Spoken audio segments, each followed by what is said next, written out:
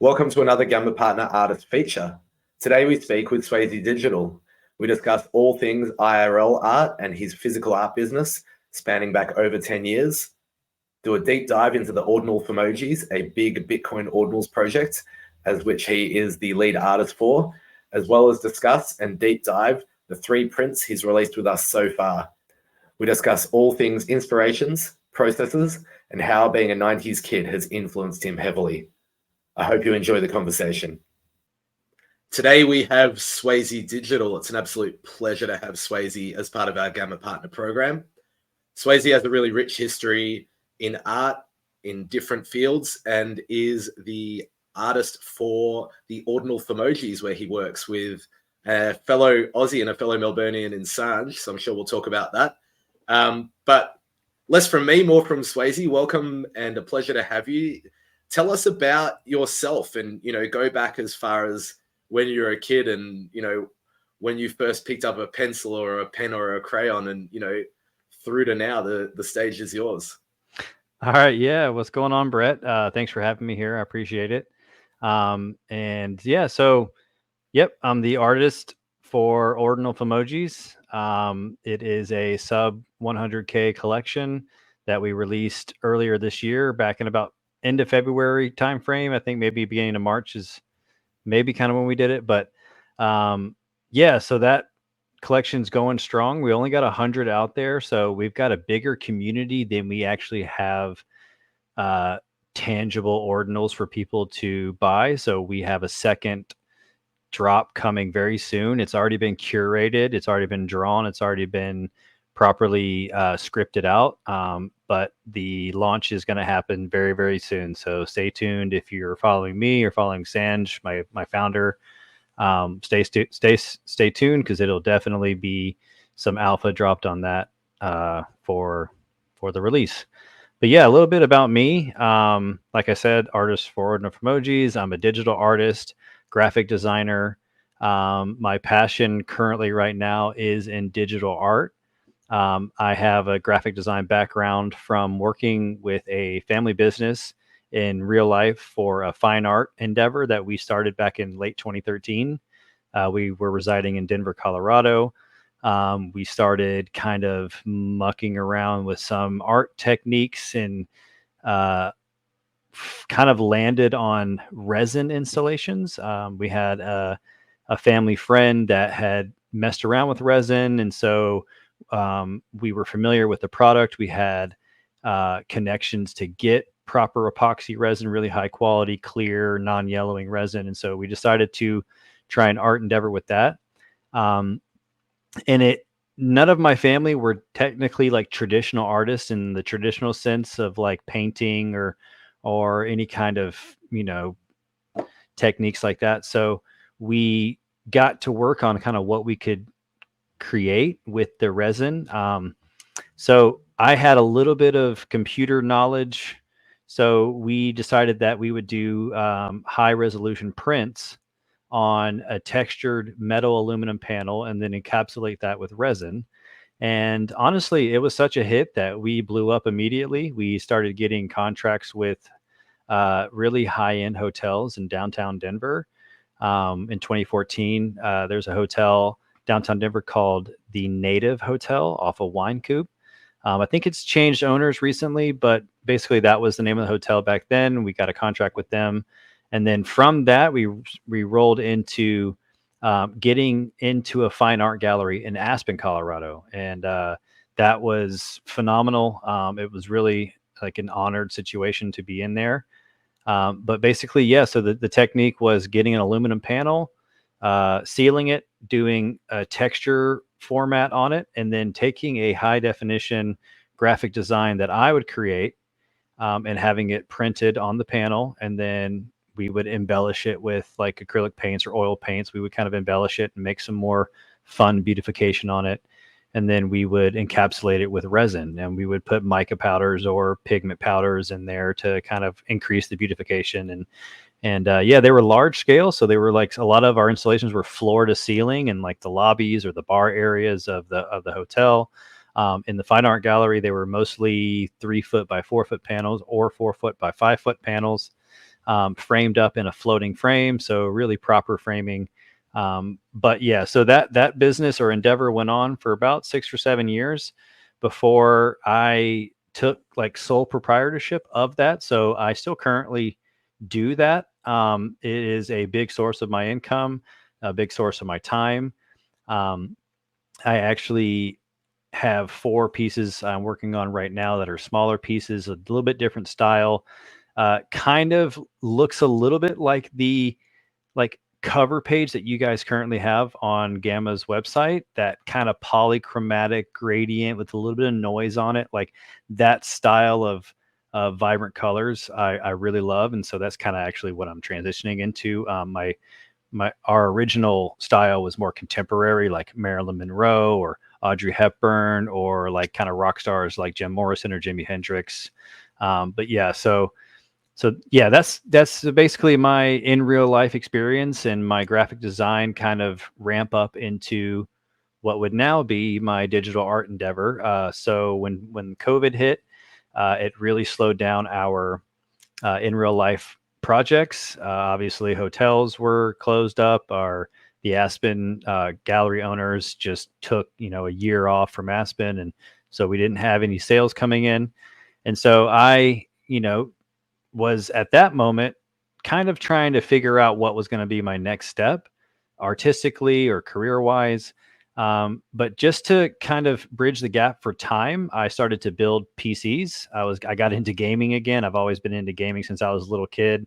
Honestly, the first memory I've ever had in my entire life, Brett, that first memory you have when you start to like remember from that day forth on, like, maybe let's say like 2 years old or 3 year old, you don't remember that, but like there's a day when you just like all of a sudden now you're in existence and you remember that day. For me, Brett, I was holding a Sega Genesis controller playing Double Dragon.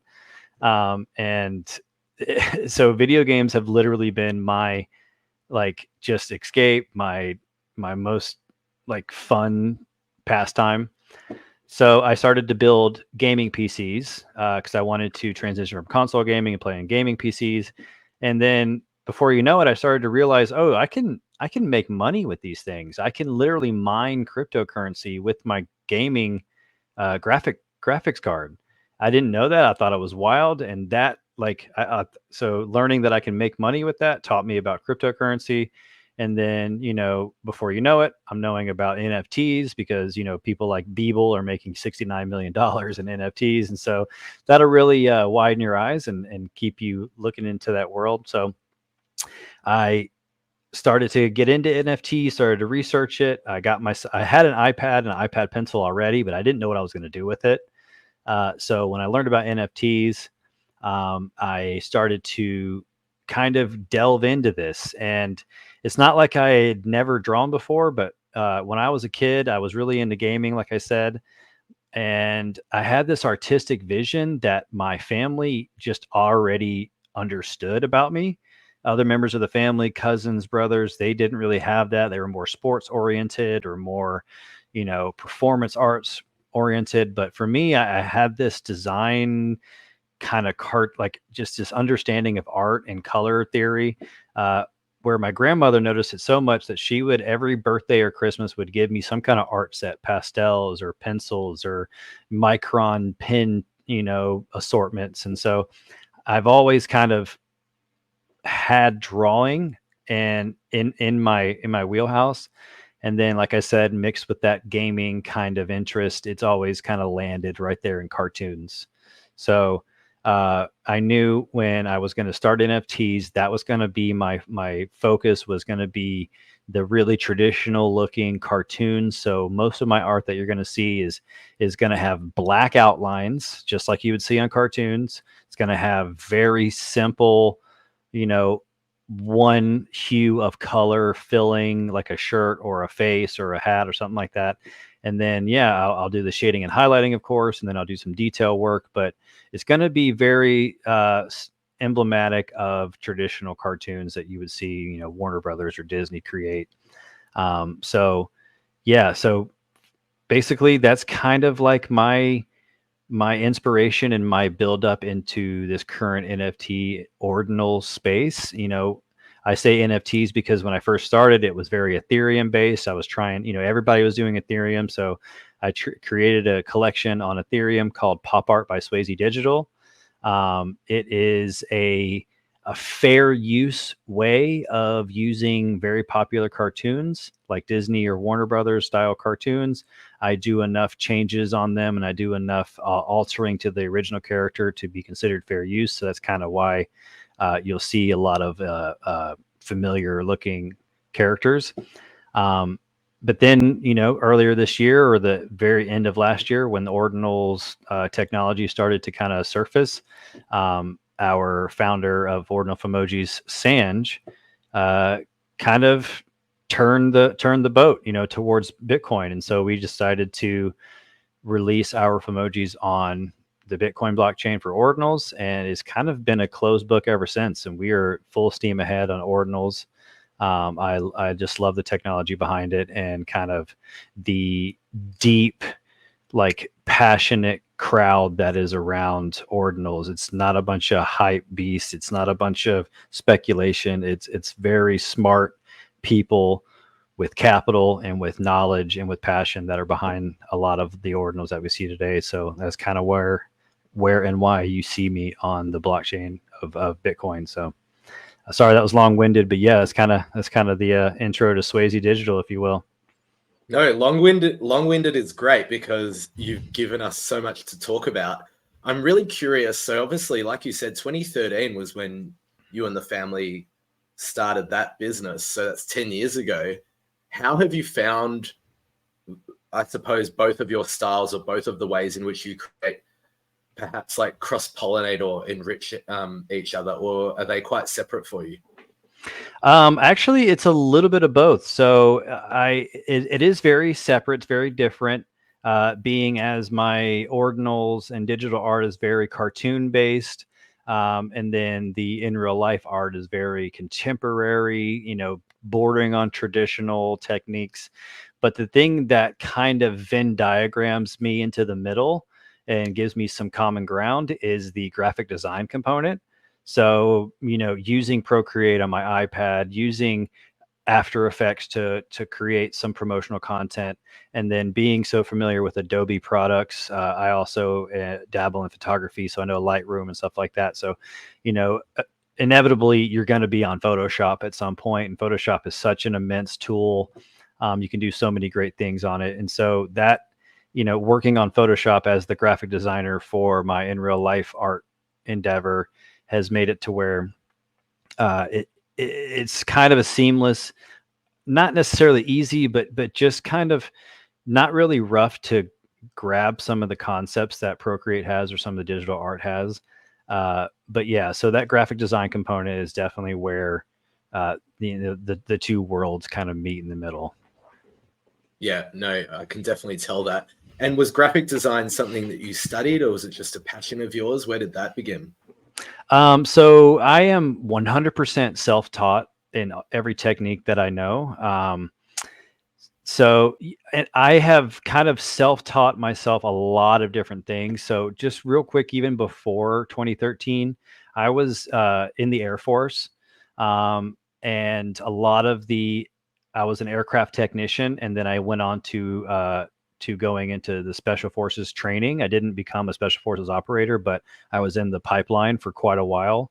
And like I said, before Special Forces training, I was an avionics technician. You have technical data, of course, given to you and provided to you from these defense manufacturers or the Air Force themselves to operate the plane or to fix anything that goes wrong. But I always found myself after the duty day going and learning more about avionics, navigation, communication of the airplane. And even, in 2011 and 2012, I found so much free, tangible information online, and YouTube had been a huge factor in that.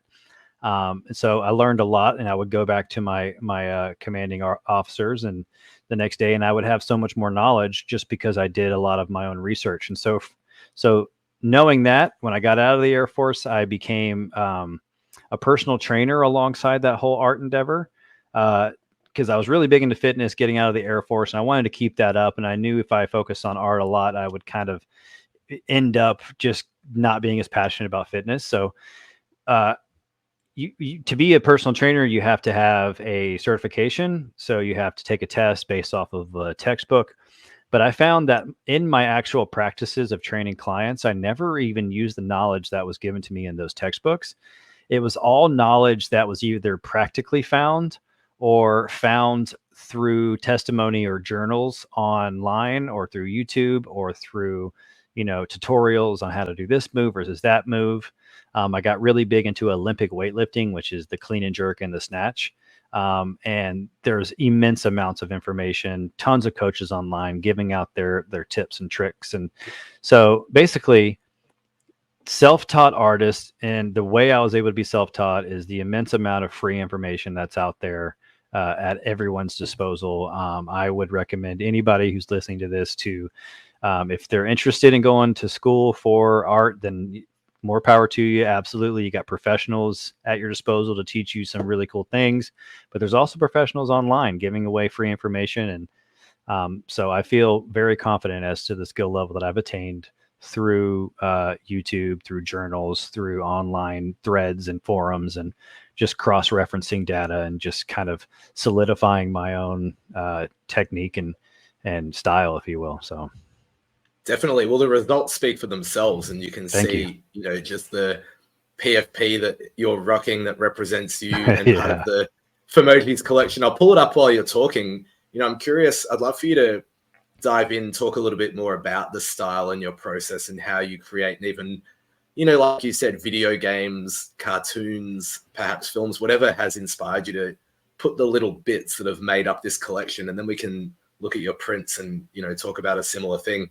And funny side note, a lot of people don't realize that this is not about me, but I did the same prior to working in this space. I was a teacher full-time for 10 years, but prior to that, I was actually a podiatrist. And when I studied podiatry, I did a Cert 3-4 in fitness as well, and ended up being a fitness instructor similarly to you, but I did group fitness. Sorry, I'm talking about me. I shouldn't be, but I was like, that's so No, funny. that's great.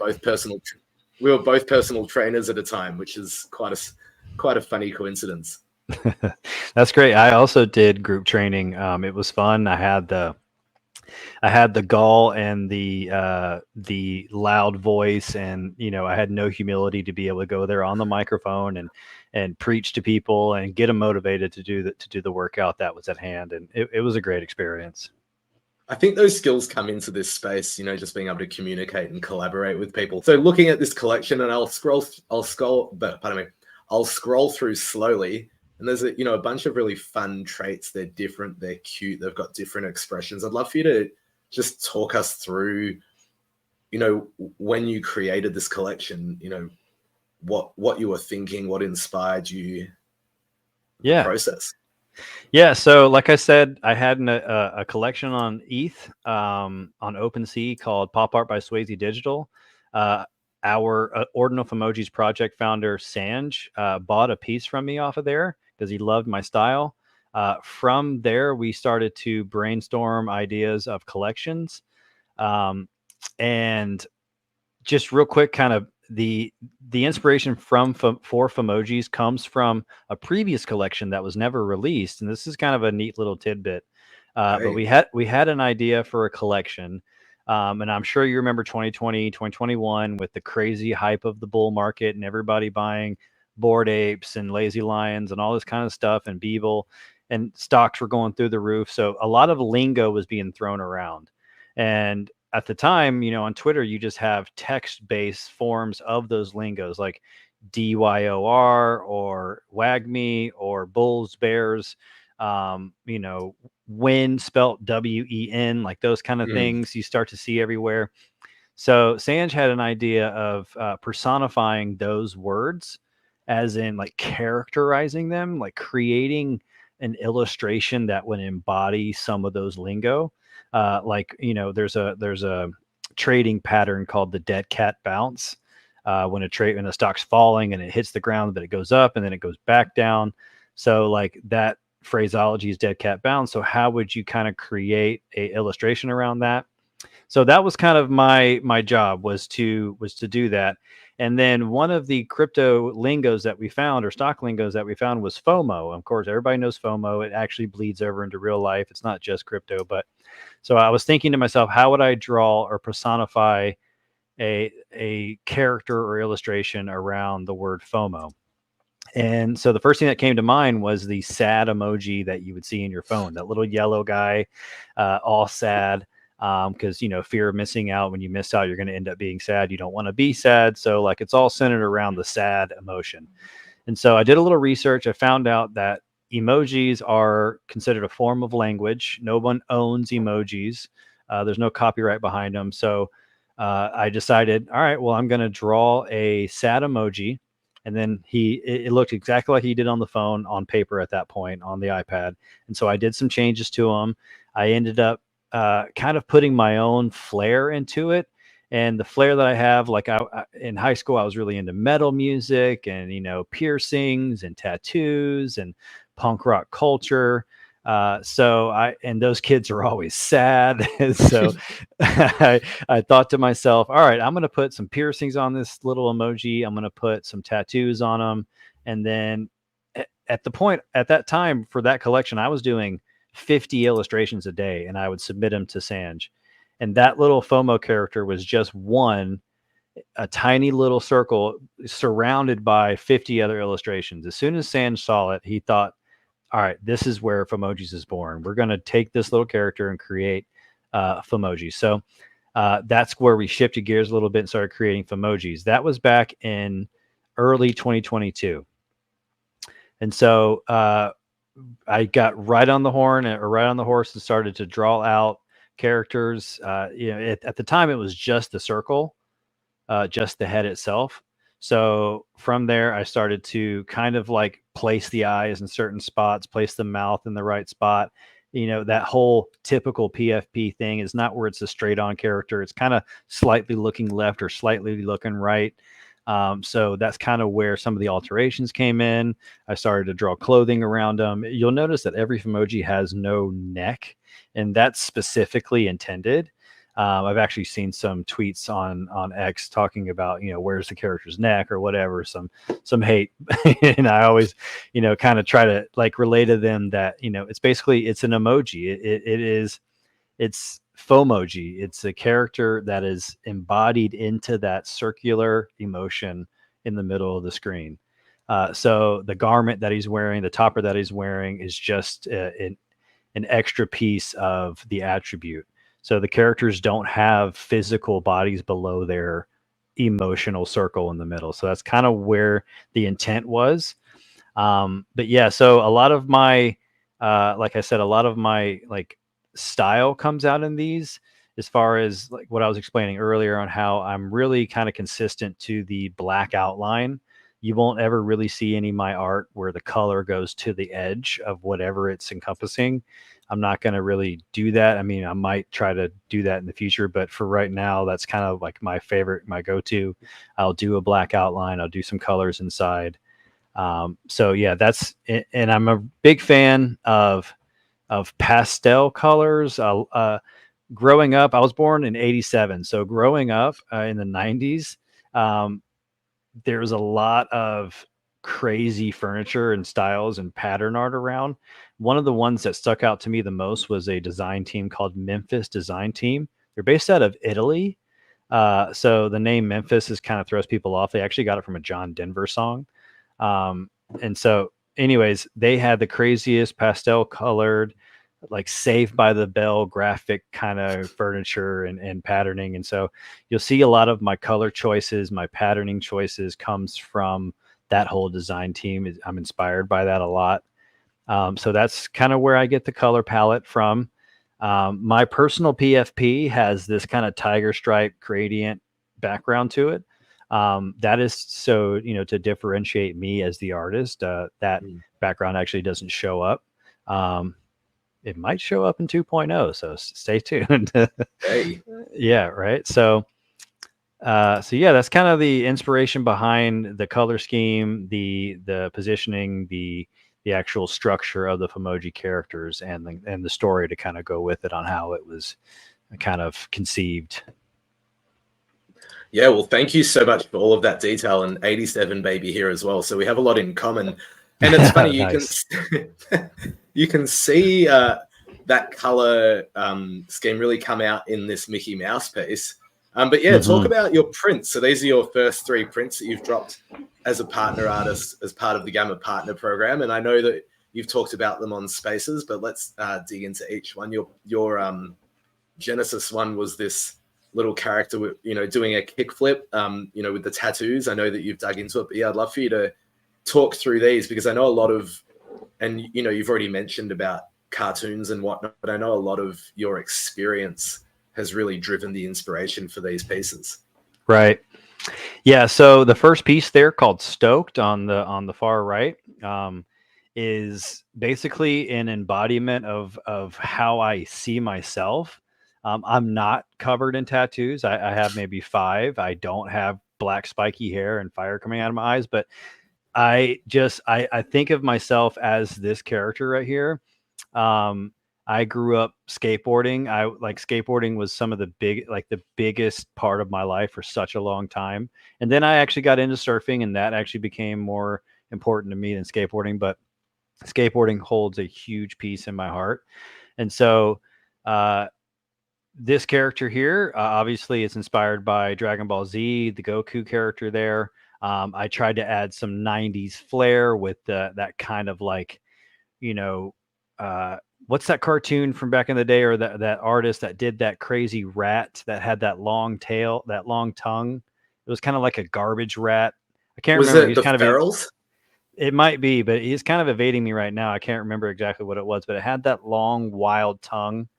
Um, so yeah, this piece right here is kind of embodying everything that I see sacred to my life. I really liked that cartoon. I like that style of artwork right there. Wearing the baggy jeans and the red Vans is what I would do when I was younger. Big skateboarding fan.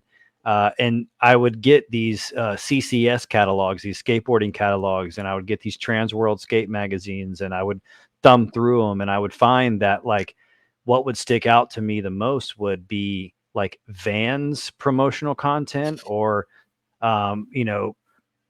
marketing for Vans or Circa or something like that. And I would end up finding that they would have these kind of checkered borders, or these rad kind of swipes, these kind of torn page looking brushes that they would use. And so that's kind of where that whole composition came from, is a lot of the content that I would see in skateboard magazines. So I wanted anybody who was interested in skateboarding, or that kind of rad punk young lifestyle, would immediately kind of agree with this, or be touched by it. And so that's kind of where the color scheme composition comes from. And then the tattoos, I know it's small on the screen right now, but if you own this piece, or if you were to zoom in, you'd see a lot of referencing to other things going on his tattoos.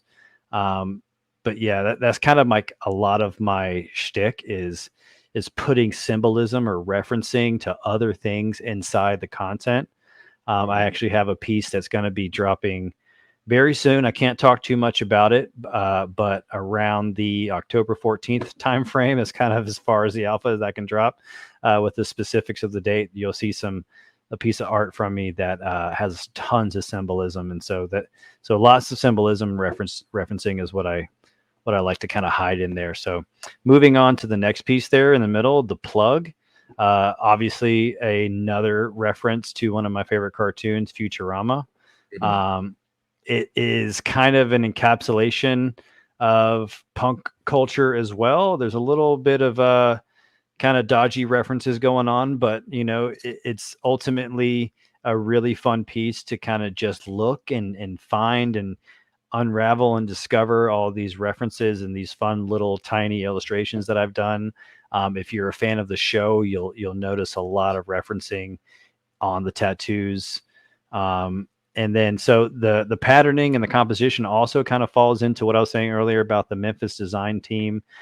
They would do a lot of polka dots or squiggly lines, or these kind of big, bold colors that were contrasty to like what it was sitting on top of. So that's also in that piece. And then moving to the left is my most recent print that I dropped. It sold out within 2 hours. Some of the inspiration for the bubbles in the background are kind of like a nod to Super Freak. I think he's amazing, but yeah, so that's kind of where the composition style comes from. The crazy looking Mickey Mouse is there. Obviously, it's kind of trippy to look at. If you're trying to look at both mouths at one time, it'll like put some pressure in between your eyes, and you don't even know why. But it's fun to kind of look at. And the community took it pretty well, and it sold out really quick. I'm actually thinking about selling the original inscription in the next couple of days. I'm planning on making a post about that, and wanted to check with some people about kind of the ins and outs of it. But yeah, I just couldn't be happier that it sold out so quick. But yeah, so those are my inspirations for these pieces. I plan on dropping another print within, I would say, about 10 days. I should have something up on the site. Yeah, and this whole experience is incredible. Sorry, my iPhone watch just thought that I was trying to tell her something. That is And okay. Did you hear that? Sorry. Yeah, it's fine. But yeah, so I was just going to say the Gamma experience with Prince is just phenomenal. It gives me this like actual art house feel. It gives me this like fine art kind of feel with like providing additions, or prints is what you call them. And there's not many sites that are packaging it the way that you guys are packaging it for a community or user experience. And that means so much. And I'm glad to be a part of it. No, well, I think you've summarized it really well, and it's been an absolute pleasure digging in, over the last half an hour with you. And, I'd love to keep going, but, it's been an absolute pleasure. Thank you so much for coming on. I'm sure everybody who watches this is going to really enjoy the deep dive into, your background and how and why and what you create. And, once again, thank you so much for your time, and thanks for being a part of the Gamma Partner Program. Absolutely. You bet, Brett. I really appreciate it. And thanks for having me. It's been a pleasure.